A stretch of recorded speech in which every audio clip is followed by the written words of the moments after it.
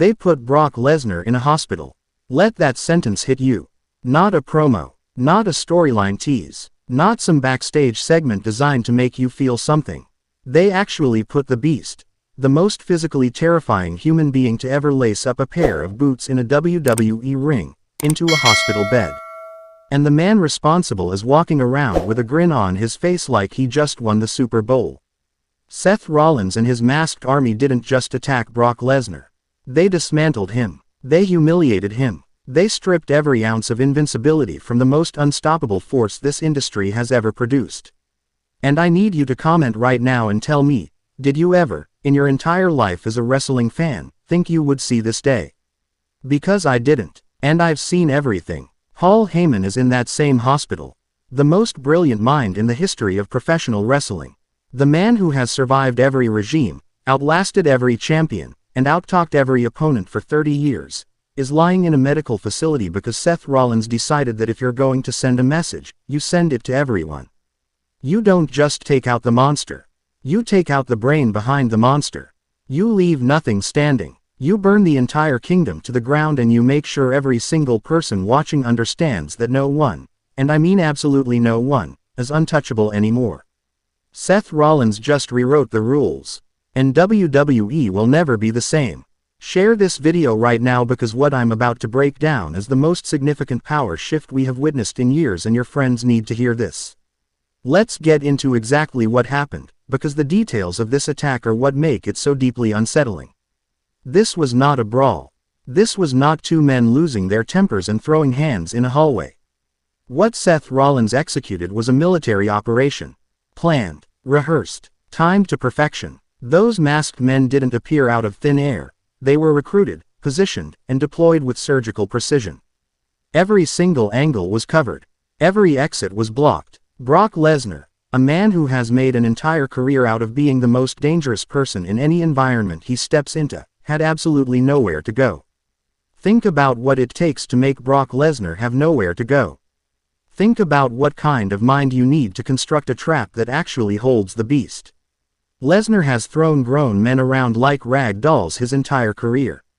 He ended careers. He conquered champions. He made The Undertaker's WrestleMania streak disappear like it never existed. He walked into UFC and became World Heavyweight Champion because he is legitimately, genuinely, in real life, one of the most terrifying physical specimens to ever walk this earth. And Seth Rollins neutralized him completely. That's not just impressive. That is historic. That is the kind of thing that defines entire eras of this industry. And the way Seth did it, with calm, with patience, with organization, makes it 10 times more frightening than if he had simply jumped Lesnar in a rage. Rage you can recover from. Rage is emotional and emotional people make mistakes. But Seth Rollins wasn't emotional. He was cold. He stood back and watched his masked soldiers take Brock Lesnar apart piece by piece, and his expression never changed. No screaming, no celebrating, just that quiet, satisfied, deeply unsettling look of a man who was exactly where he planned to be. That look should terrify every single person on the WWE roster. Now Paul Heyman. We absolutely have to talk about Paul Heyman because what happened to him is arguably the most shocking element of this entire situation. Paul Heyman does not get physically involved. That has always been the unwritten rule. You don't touch Heyman because Heyman's value is his brain, his mouth, and his relationships. He is the architect of careers. He made Brock Lesnar into a mainstream crossover phenomenon. He took Roman Reigns from a booed babyface to the greatest heel champion in the modern era. The man operates on a level of political and psychological intelligence that nobody in this industry can match. But political intelligence means nothing when masked men are coming through the door. Heyman tried to distance himself. Of course he did. That is pure survival instinct, and Paul Heyman's survival instincts are the sharpest in the business. But Seth Rollins accounted for that too. He accounted for everything. There was no escape. And in one of the most jaw-dropping moments of this entire assault, Paul Heyman, the man who has talked his way out of every impossible situation imaginable, found out that sometimes there are no words powerful enough to save you. He is in a hospital right now. Let that land. Drop a comment below and tell me your honest reaction when you heard that news. Because mine was pure disbelief. I've watched Paul Heyman operate in this industry since ECW. I have watched him survive the death of his own promotion, reinvent himself multiple times, and always land on top. Seeing him taken out of that arena needing medical attention broke something in my brain. It made this feel real in a way that WWE rarely achieves. And that is entirely a credit to how ruthlessly Seth Rollins executed this plan. Let's dig into the why. Because Seth Rollins doesn't do anything without purpose, and understanding his motivation here is critical to understanding how dangerous he has become. Seth has spent years being the most dependable performer in WWE. Every single week, regardless of storyline, regardless of opponent, regardless of whether the crowd was hot or cold, Seth Rollins delivered. He main evented WrestleManias.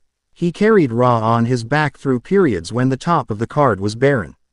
He reinvented his character multiple times, and every single version connected because Seth Rollins has a gift that cannot be taught, the ability to make you feel something. And he was repeatedly, consistently, infuriatingly taken for granted. The championship picture always seemed to revolve around other people. The marquee moments always seemed to land in someone else's lap. Seth Rollins would do the heavy lifting, produce the best matches, generate the most compelling television, and then watch someone else get handed the brass ring he had already earned 3 times over. That kind of repeated disrespect doesn't just make a person angry. It transforms them. It removes something fundamental from who they are and replaces it with something colder and far more dangerous. Seth Rollins reached that transformation point. And instead of snapping publicly and giving everyone a warning, he disappeared into the shadows and came back with an army. That is the move of a man who is not just angry. That is the move of a man who has decided he is done playing by the rules that were never applied fairly to him in the first place. Seth Rollins looked at the game, decided the game was rigged, and flipped the entire board. Brock Lesnar and Paul Heyman just happened to be the first pieces that went flying. They will not be the last. Because here is the reality that every WWE superstar needs to wake up and understand right now: Seth Rollins has infrastructure. He has loyal soldiers who wear masks, which means they are not here for fame or recognition. They are here for purpose. They are here because Seth Rollins gave them a reason to follow him, and people who follow a leader out of genuine belief are far more dangerous than people who are simply paid to show up. These masked men took Brock Lesnar apart without hesitation, without ego, without any individual showboating. Pure execution, pure discipline. That does not happen without serious loyalty and serious leadership. Seth Rollins built something real, and WWE does not yet fully understand what they are dealing with. Now let's talk about what comes next, because the fallout from this is going to ripple through every single storyline on that roster. Brock Lesnar, when he recovers, and he will recover because you cannot keep a force of nature down forever, is going to come back with a level of vengeance that will make the original attack look like a warm-up. There is nothing more catastrophic in professional wrestling than a humiliated beast with time to think. Lesnar will not come back calm. He will not come back strategic. He will come back as a natural disaster, and Seth Rollins' entire operation is directly in the path of that storm. Paul Heyman, from that hospital bed, is already thinking, already plotting, already constructing a response so precise and so devastating that Seth won't see it until it's already happening. Never count out the most paranoid, most calculating survivor in this industry. Heyman has been in impossible corners before, and he has always found the exit that nobody else could see.